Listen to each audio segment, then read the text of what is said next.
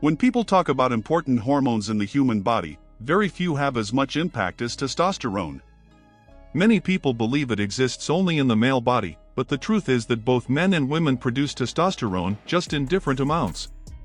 This hormone plays a role in countless processes throughout the body, influencing everything from daily energy levels to the proper functioning of multiple physiological systems.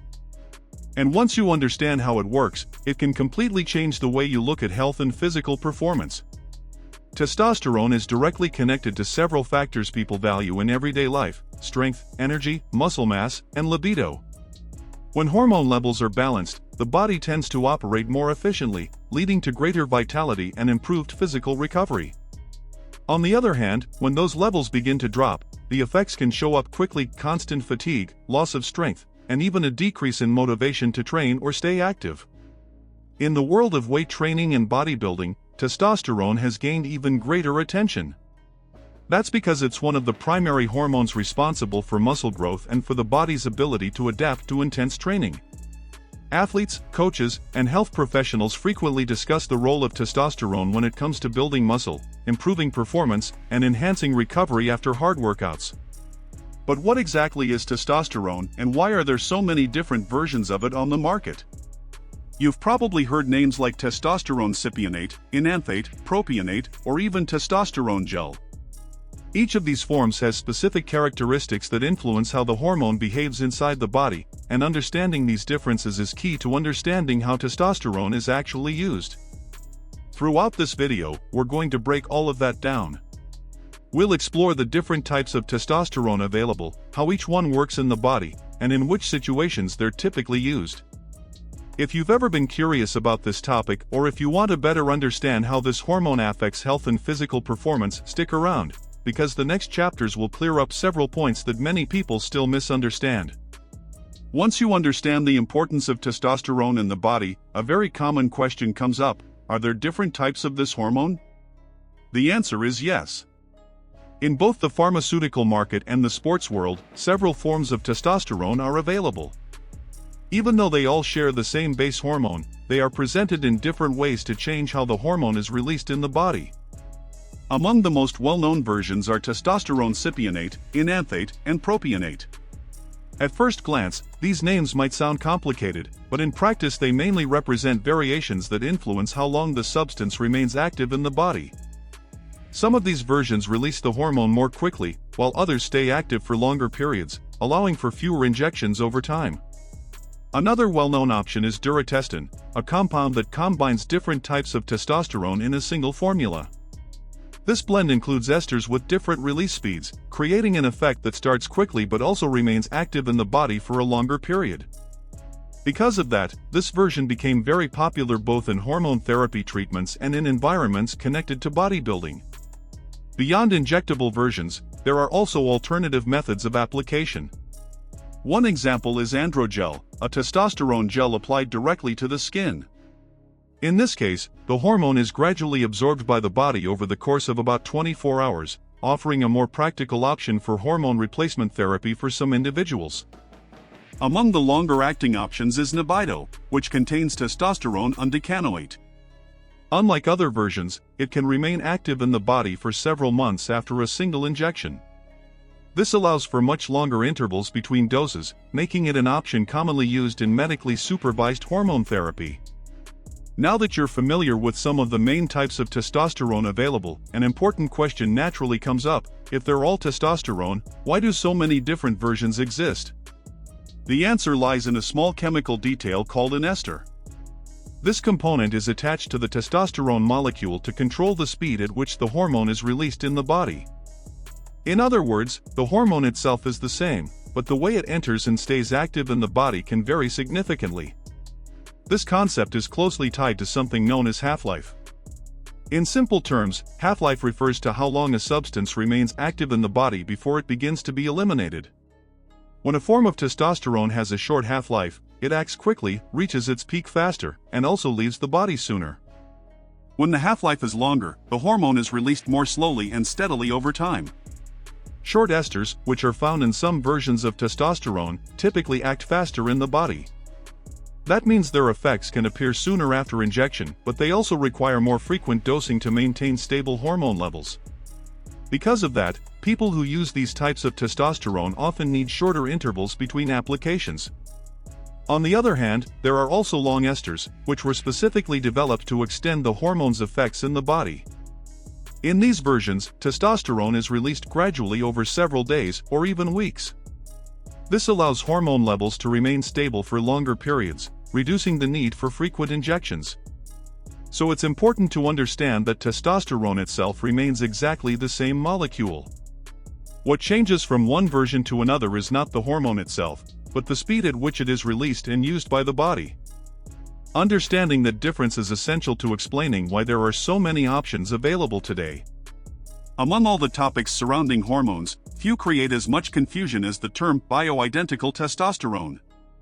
You may have heard someone claim that only certain forms of testosterone are bioidentical, or that some versions are supposedly safer or more natural than others. But does that idea actually hold up? In reality, much of this belief comes from misunderstandings about how these hormones are produced. In practical terms, when we talk about testosterone used in medical treatments, we're referring to a molecule that is chemically identical to the testosterone naturally produced by the human body. That means the hormone manufactured in laboratories has exactly the same molecular structure as natural testosterone. For that reason, technically speaking, all of these versions can be considered bioidentical. What often causes confusion are the different names that appear on medications such as cypionate, enanthate, or propionate. However, these names don't represent different hormones. They simply indicate the type of ester attached to the testosterone molecule to control how quickly the hormone is released in the body. In other words, the testosterone itself is the same. What changes is how long it takes to act and how long it remains active before being eliminated. Even products that don't contain esters, like androgel, still use the exact same natural testosterone molecule. The only difference lies in the method of administration. In this case, it's a gel applied directly to the skin, allowing the hormone to be gradually absorbed throughout the day. Chemically speaking, however, the substance remains identical to the testosterone produced by the body. So when someone claims that only one specific form of testosterone is bioidentical, it's important to recognize that this doesn't reflect scientific reality. The hormone molecule is always the same. What truly varies between different versions are factors such as release speed, method of administration, and how long the hormone remains active in the body. Up to this point, we've talked about what testosterone is and the different forms it comes in. But an important question remains: when is testosterone actually necessary? In many situations, the use of this hormone has nothing to do with athletic performance.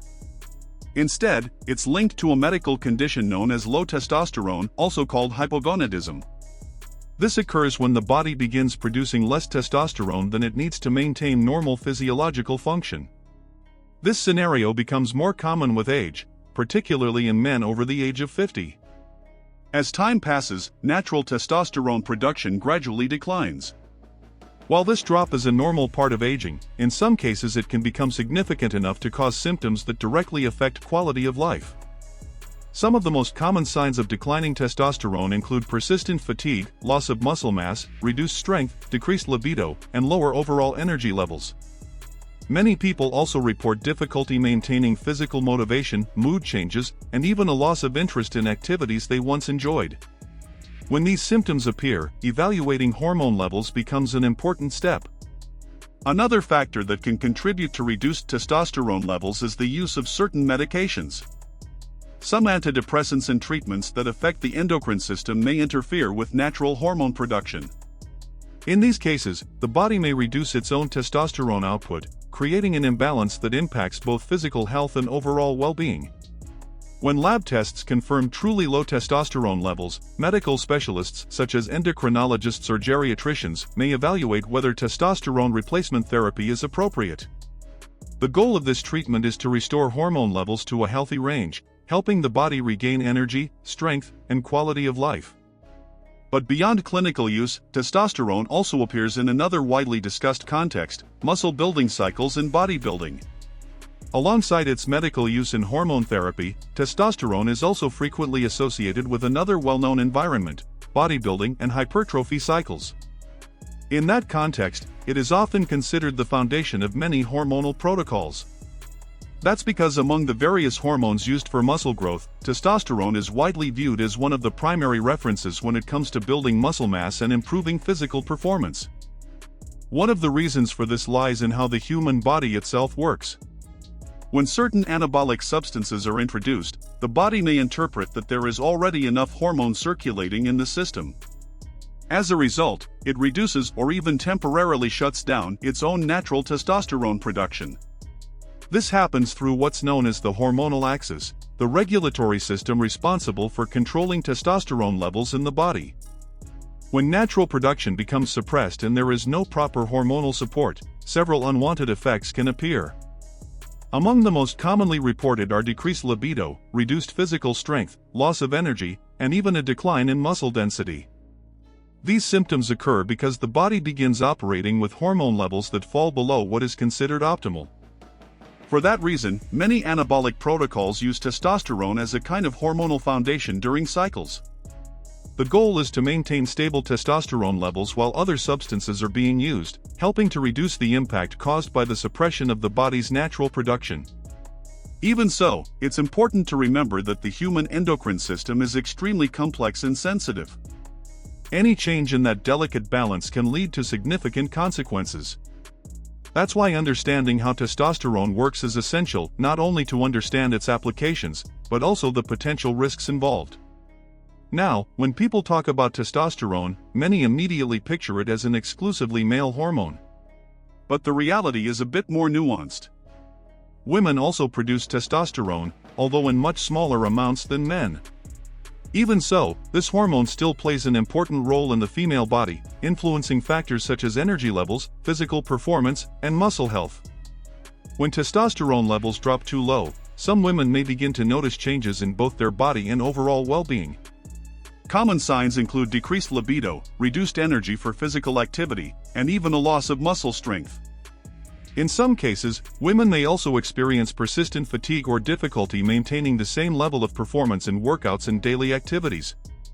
One factor that can contribute to this hormonal decline is the use of hormonal contraceptives. Depending on the medication, they may alter the body's hormonal balance and reduce natural testosterone production. In certain situations, physicians may evaluate possible hormonal adjustments or treatments designed to restore that balance.